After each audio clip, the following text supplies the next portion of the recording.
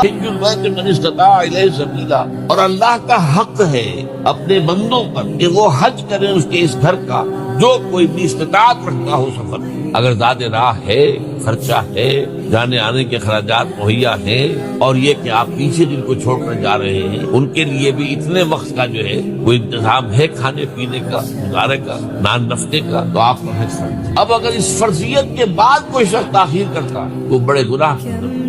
جیسے ہی فرضیت ہو جائے، پہلا کام جو ہے، پہلا قرض جو ہے، یوں سمجھیے یہ اللہ کا قرض ہے بندوں۔ یہ لام جو آتا ہے، لام اور اعلیٰ، لام کسی کے حق کے لیے، اعلیٰ کسی کے اوپر حق ہونا۔ وَلِلَّهِ عَلَى النَّاسِ حِجُّ الْبَيْتِ مَنِ اسْتَطَاعَ إِلَيْهِ سَبِيلًا، یہ تو اللہ کا حق ہے لوگوں پر، لوگوں کے ذمے۔ یہ قرض ہے اللہ کہ اس کے گھر کا حج کریں، جائیں، طواف کریں، اور جو بھی اس کے مناسک ہیں ادا کریں، اور وہیں پر قربانی کریں۔